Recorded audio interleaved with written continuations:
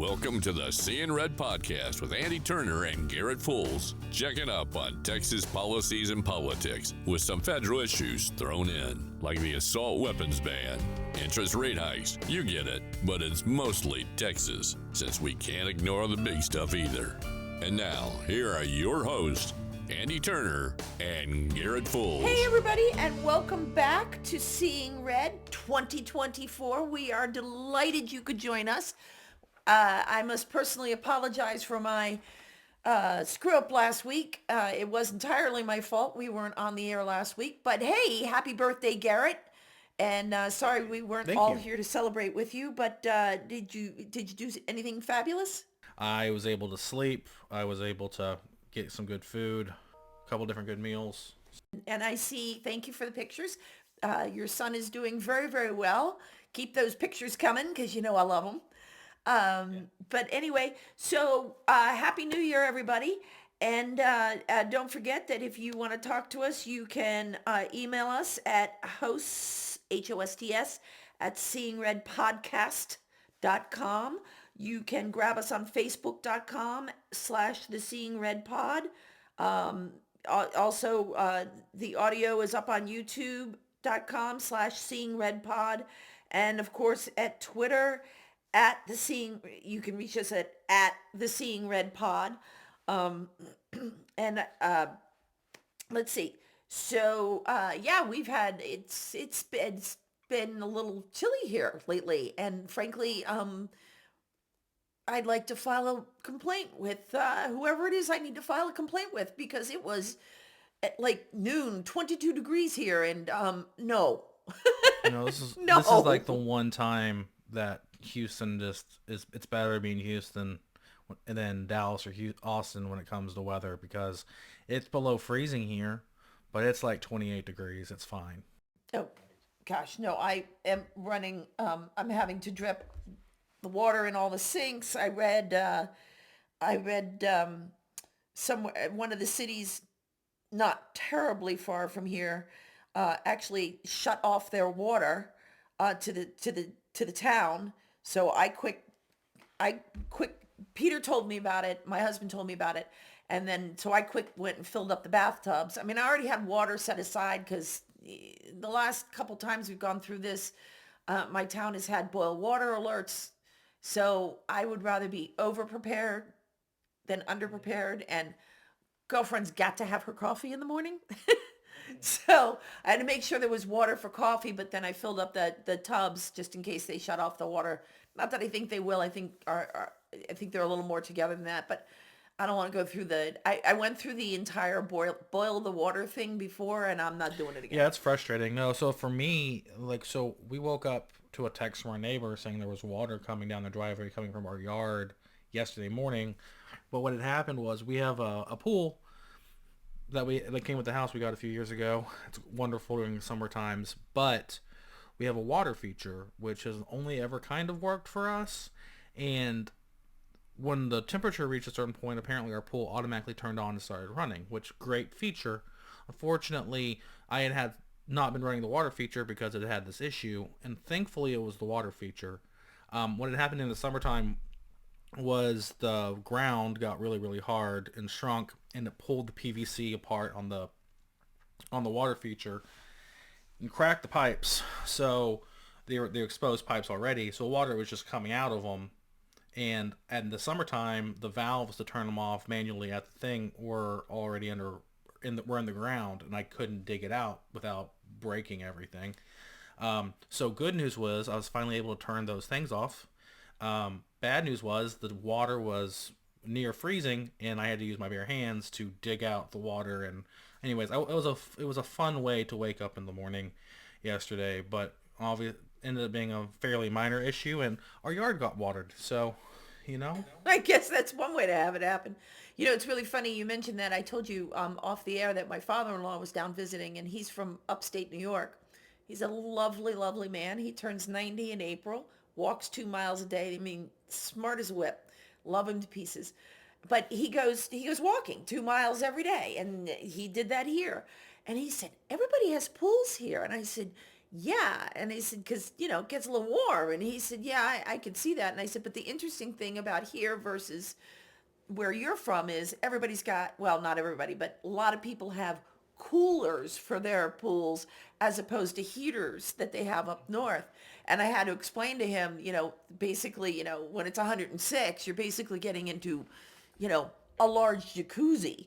So, No, this past summer our pool was way too hot to get into even at night. It was miserable. yeah. So I mean, I love me some bath water for the pool, and other people like to get in cold water. But I know a bunch of people in my neighborhood who have these, and I'll call them coolers, but I'm sure there's a better title for them. If anybody knows, please, let us know. But yeah, so I'm happy I don't have a pool this week. And not that I really want the maintenance on a pool, but because I've been down that road. But anyway, so yeah, it's a little chilly here, and I could do without, but it's supposed to be 70 here on Thursday, I think. So I'm thoroughly looking forward to that. There's just tons of the stuff with the winter storm where everything's fine. The grid's holding up. Yeah. Everything's going okay. But then our friend of the show, Jared Patterson, is, probably the foremost Republican energy policy expert in Texas, especially on the elected level. And he'll always kind of start saying, hey, this is what's going on. I mean, wind and solar were down, like, obviously at nighttime, solar was down completely. When those ERCOT, the regulator for the energy industry, sent out a voluntary please don't use as much energy notice, so turn your heaters up a little bit notice for the past few days in the mornings, because obviously solar doesn't work at night. So at 6 a.m. the sun's not up. It was cloudy all over a lot of these areas, so the sun's not getting to become the solar panels, so solar is not working. Wind was only putting out about 6% of capacity. Well, renewables, those two renewables in particular, make up about 40% of our grid. So 40% of our grid was effectively down, but it has nothing to do with what Republicans could do about it. It was like we need more natural gas, we need more thermal generation, we need more nuclear, we need more natural gas, we need more coal. We need more thermal generations for times like this in order to actually be able to keep things going. And the same thing happens in the summertime. It's whenever the sun goes down where we have the biggest time losses, because wind stops, solar stops, and people come home from work, they're cooling their houses. That's when you have the biggest suck of power throughout the year or throughout the day. So we need to figure it out a little bit better. We got to get more capacity online. And I know we have another 10 megawatts, or I think it's megawatts, coming on board soon. 10,000 in the pipeline. We got to get more coming up just to make sure, because we have more people moving to Texas every day. Yeah. Well, it's a great state to live in, and thank you for having me. So yeah, and speaking of the winter storm, there was an event a couple days ago now that you might have heard about, and I wonder what do you think? I think it's pronounced Caucus, Caucus. the Iowa Caucus. I was wondering if you thought that this Arctic blast had any effect on the caucus. I do. I think Trump benefited from it.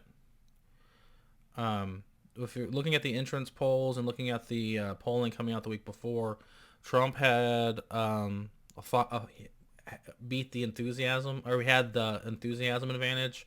Something like 80% of his supporters were enthusiastic to go vote for him, compared to Nikki Haley, who had something closer to 36 or 40%. So I think that definitely benefited Trump, and probably was what moved him from having a 40% victory to a 50+% victory. 51%. And I thought it was interesting. I was watching something on the news the other day, and they were doing an analysis of, those people who were most committed. And they said it was the evangelicals. Now, I will accept that as an axiom and move the discussion from there. I find it interesting, if that's true, that Trump is not, to my knowledge, a God-fearing or church-going man. Um, and yet it's the evangelicals, apparently, that are supporting him the most of any other group. So, and I find that interesting because evangelicals are very deep, have very, very deeply held beliefs, not that Catholics and others, Baptists, whatever, don't, but they tend to be a little louder about it. And they're supporting this man who isn't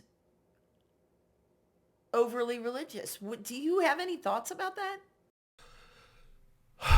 Yeah, I mean, when it comes to evangelicals and their support for Trump, a lot of people give him credit for a stronger defense of traditional values and the ongoing culture war. I mean, I grew up in evangelical circles. I was a homeschooler in Texas, you know, back in the 90s and early 2000s. Like, I grew up in that world, and the culture war has been something that's been going on since before I was born. It's typically been going on a lot longer, but like, and a lot of times Republicans and conservatives and other folks, good God-fearing folks, seem to be just giving up ground, giving up ground, giving up ground. And a lot of evangelicals look at Trump as somebody who may have been a benefactor of that culture war, may have been somebody who was on the other side of different battles in the past, but who over the past 8 years has shown that he would be willing to go up and fight for, at least appear to fight for, those more traditional values and of America first, or letting Christians be Christians, because a lot of what's happened in the culture war is it went from a Christian dominated society, Christian war dominated society, where we kind of had a period of really no one was in control, to where the non-Christian, kind of anti-Christian majority took over. So being a Christian ended up being penalized, especially with different thoughts on their pronouns. You have to put your pronouns in your email signature now at a lot of corporations, and all this DEI and the diversity, equality, and inclusion training at major companies and major stuff. We have all of this stuff going on, and Trump is seen at least as somebody who's a thorn in the side of the people pushing that. And a lot of those evangelicals don't really care about his personal stuff, because you also got to keep in mind is Trump was also a massive benefactor of different tax breaks and different stuff. And he was talking about how Wall Street wasn't paying their fair share. And Hillary Clinton went out from in 2016 and said, Donald, you personally have taken care of it. He's like, hell yeah, I'd be stupid not to. But it's because people like Hillary Clinton have passed a tax code. Why wouldn't I take advantage of it? Well, Donald Trump's whole point is, these people made the world like this. I'm going to use it to my advantage, but we can make the world better. So it doesn't really matter. So people see him not as so much as they give him the benefit of the doubt. And that's why he ends up doing so well with these folks, because he has their credibility with them. Also, Trump, if you see him in person, is extraordinarily affable. He really is edited to look like worse than not necessarily worse than he is, but like he's edited not to be funny, when he's very funny in person. He's very affable. People like him. We got a good picture of who he really is when he was on the what was that show, the Apprentice? So we saw all the sides of him, right? We saw the I'm not putting up with any BS side. We saw the guy who was, we saw all his sides. However, I do have some concerns, but to that end, I was pleased. That I have been a Nikki Haley fan long before she decided to run for president, and I was not pleased that she came in third, but she came in third by like 1.5%.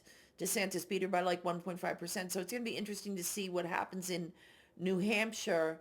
I was watching, again, another news show, and they were saying that the last person to win in Iowa caucuses, and I'm not sure if this was Republicans only or of all parties, was George W., which I thought was interesting because it was a while ago.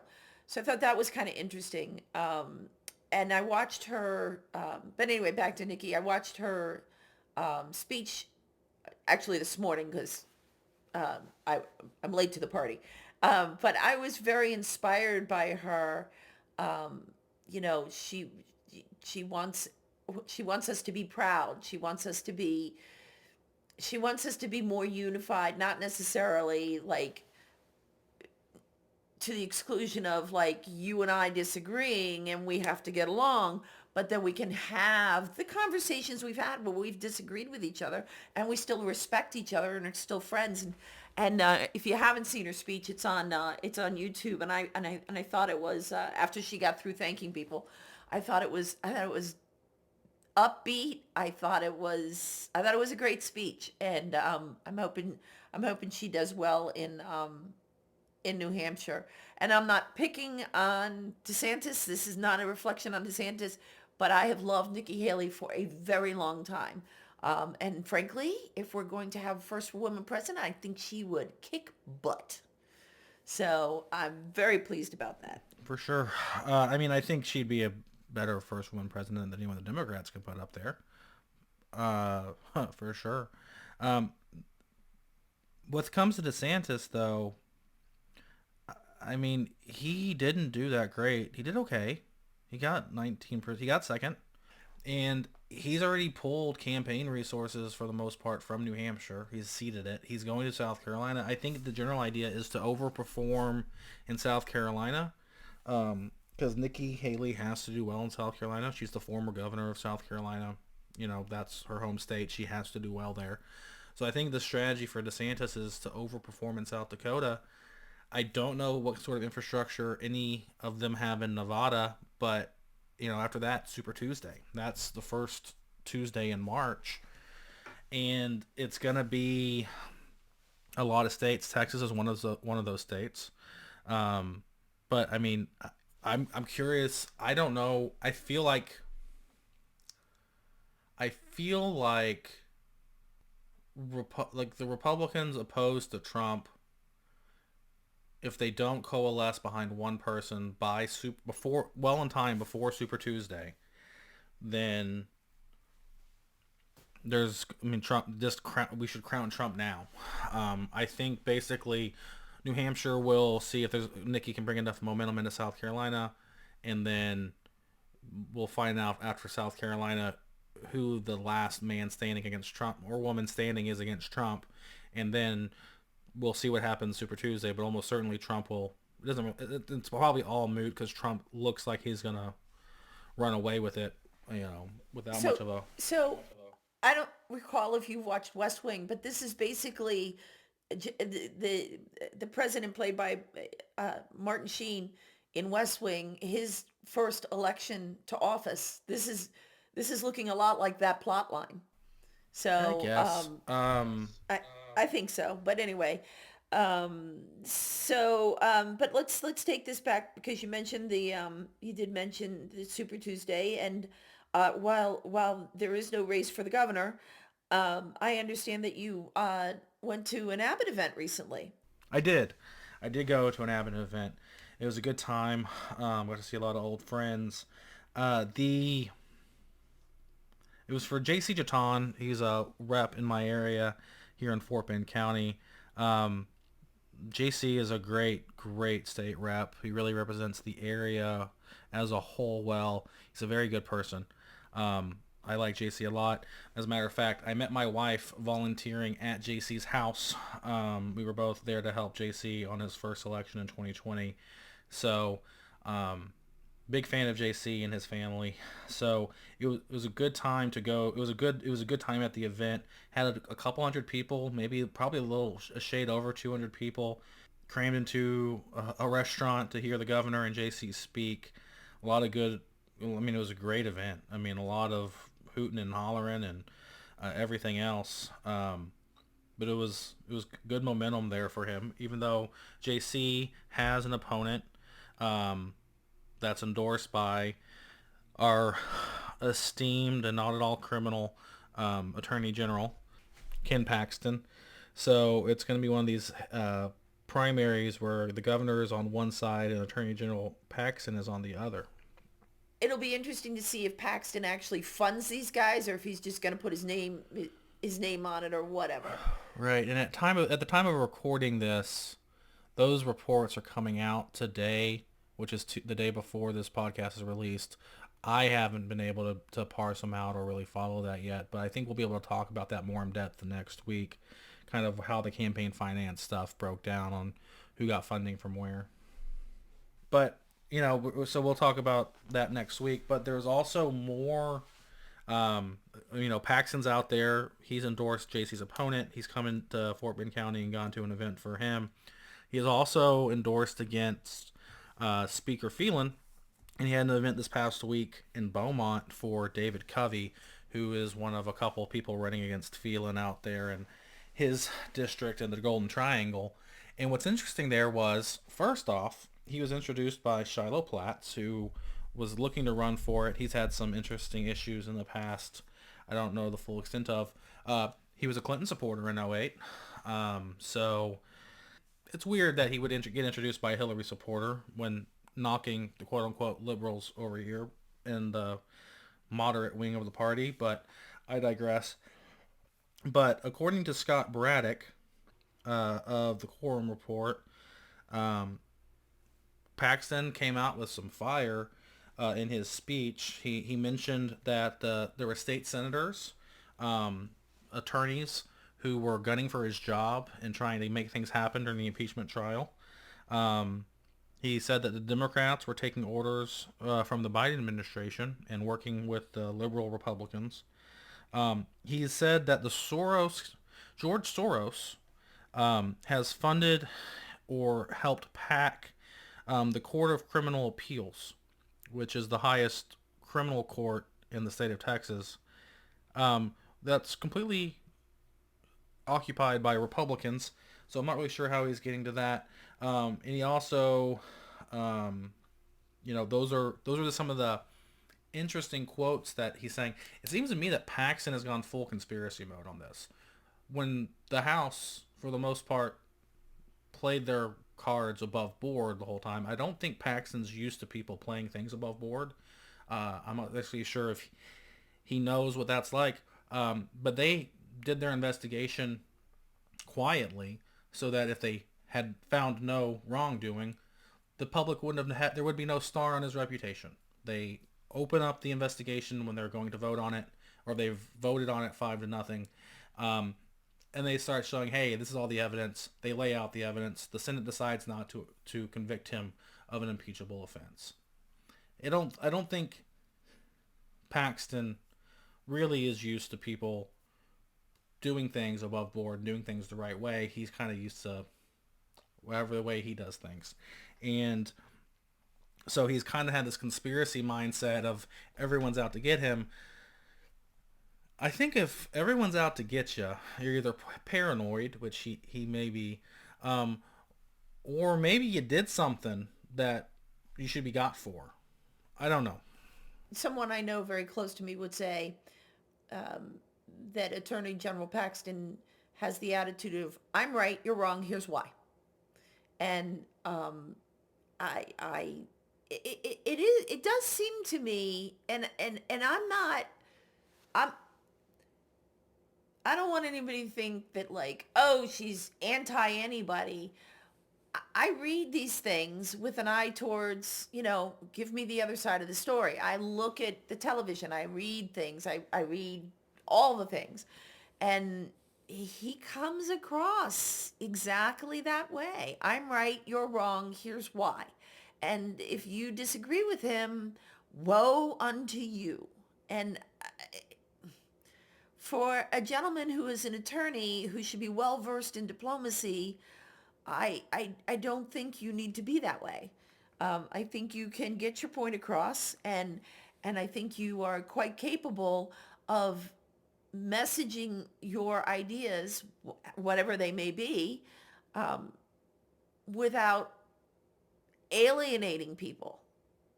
I mean, you're always getting, to be fair, somebody's going to be alienated. I have red hair. Somebody's going to be alienated by that. I mean, to a certain extent, there's nothing you can do about those people. But I feel like he might be the most charismatic guy in the world, one-on-one, but he goes and speaks to the press or he releases press releases, and I am unimpressed with his diplomacy. That's putting it nicely. But all of this, grandstanding and whatnot, he's gonna be under oath, it looks like, by February 9th. He has to give a deposition. The Supreme Court or the Court of Criminal Appeals, I'm not sure who's running. Probably the Supreme Court, since it's a civil case.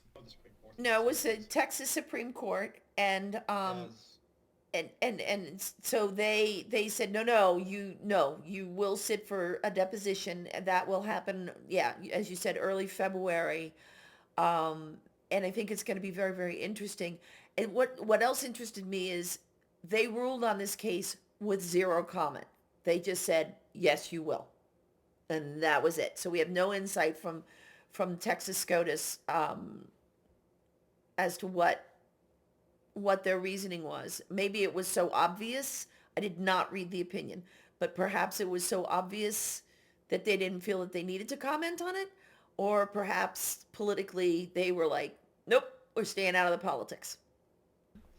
So anyway, yeah. So, and then the last thing on my list that I wanted to talk about is,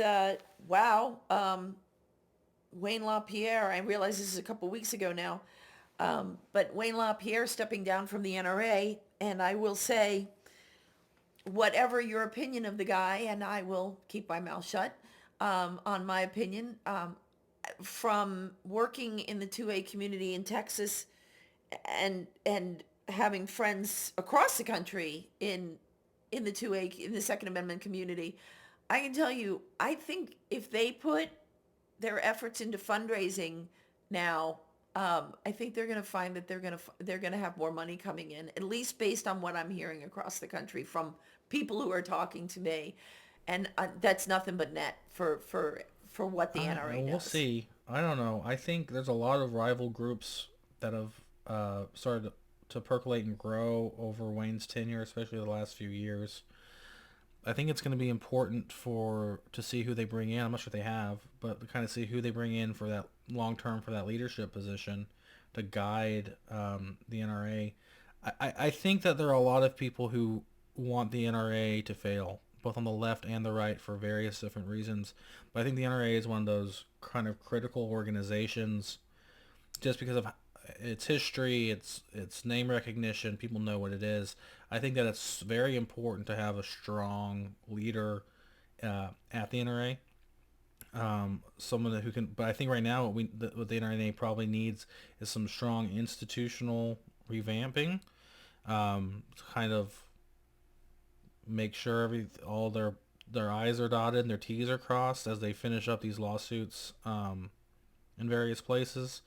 And then, from there, but yeah, like you said, try and get it back going again with the fundraising, because I think that a strong NRA is good for the U.S., for the country as a whole. Yes, I agree, and they do great work. They really do great work. I will say, to answer your question, his longtime spokesman, Andrew, let me see if I pronounce this, Arulanadam, is the interim chief executive, and when we go to convention, I think it's here in Dallas this year, when we go to convention, there will be a vote for board members. A friend of mine, Susanna Kipke, is running for the board, and so anybody listening that's going to Dallas, please, please, please, I know her personally. I've known her for years. She is great people. Please vote for her. But anyway, who we vote for on the board will then determine, the new board will then determine who's going to take Wayne LaPierre's place. So that's when that's going to happen. They've got an interim, and that's fine. And we go in. I think we go in May. I think. So there'll be a vote, and who you vote for, and whether you, as an NRA life member, or if you've been an annual member for 5 years or more, you can vote. You'll get the magazine. There'll be a ballot. Please take the ballot out. And if you don't know who to vote for, if you only vote for one person, vote for my girl Susanna. She is our people. She is our people. And she's done a lot of work in the 2A community. But we need people who are thinking, and we really need younger people on the board. So as opposed to people who are older than I am, and I'm not going to give away my age because a lady doesn't do that. But let's just say I'm older than Garrett. So anyway, but that was very, very interesting. And he did that literally the Friday before the New York case started, for health reasons. And I found that interesting timing. So we'll see what happens as that case progresses. If anything major comes out of it as we go along, I'll let you guys know. I mean, that's a ringing endorsement from Andy there. So if you're an NRA voter, take that and use that to help navigate your ballot. It's interesting. It looks like on the campaign finance report for the Texas GOP, the state GOP, they have about $330,000 on hand. Over the past 6 months, for the last 6 months of last year, they raised $865,000. $650,000 of that are from Defend Texas Liberty and Hexagon Partners, which is Tim Dunn's company. So it looks like doing some back of the envelope math here, 70% of the donation comes from Tim Dunn, one group for the Tim Dunn Controls, or another group, Tim Dunn Controls. So that's good to know. Also good to know that they only have $330,000 on hand going into an election year for the second biggest state in the country. What is Matt Rinaldi doing? He has 2 jobs: gain seats and raise money. And they have $300,000, a little over, going into Super Tuesday. What is he doing? He's paid to do this job. This is literally his job description. What is he doing? It is interesting, though, and we didn't mention this. That is his job. It's also his job where he gets paid to represent one of the Wilkes brothers, which is interesting. Who's that? One of the other funders for Defend Texas Liberty. So you have Tim Dunn and you have the Wilkes brothers, who are the 95+% funders of Defend Texas Liberty PAC. I don't remember if it was Dan or Ferris. I think it's Dan that Rinaldi represents as an attorney, or represents one of his companies as an attorney. What's interesting here is, he's paid in that capacity as an attorney to represent a Wilkes brother. When all of this stuff with Defend Texas Liberty was going on over the past few months, he was he working for the Republicans that put him into the chairman's seat, or was he working for the person who signed his paychecks to keep their political organization afloat and not cut ties with it, which a lot of Republicans were calling for? So, who was Matt Rinaldi fighting for? At this point, I would just like a Republican chairman that called balls and strikes and didn't try and get involved in any of the party squabbles. There's always going to be squabbles among factions within the party. That is the nature of being the chairman of it. You should not be taking sides like this. So he's not doing that. He's taking sides, and he's not raising any money. He's depending on an organization, or a man who oversees, or oversaw, I should say, I think he stepped down, but oversaw an organization that met for 6 hours with a known racist and anti-Semite. So, Matt Rinaldi, what are you doing? Because I don't see you doing anything. You are not doing good things for all Republicans. He's not actively doing anything to bring any money in. He's actively fighting Republicans up and down the ballot. Like, he's doing more work to get Democrats elected in the state of Texas than the Democrat Party is. Like, Matt Rinaldi is in charge, is doing more to get Democrats elected in Texas than any Democrat is. And what happened to the concept that if you were in party leadership, you represented all shades of your party, whether they were brick red or just right of center. I don't know what you call it, like light red. I don't know. But I was taught early and often, if you are in leadership, you represent all Republicans. That's it. That's what you do. You do not. No. I would challenge Matt Rinaldi to explain himself. And I don't understand why nobody's calling him out, or at least I haven't seen this.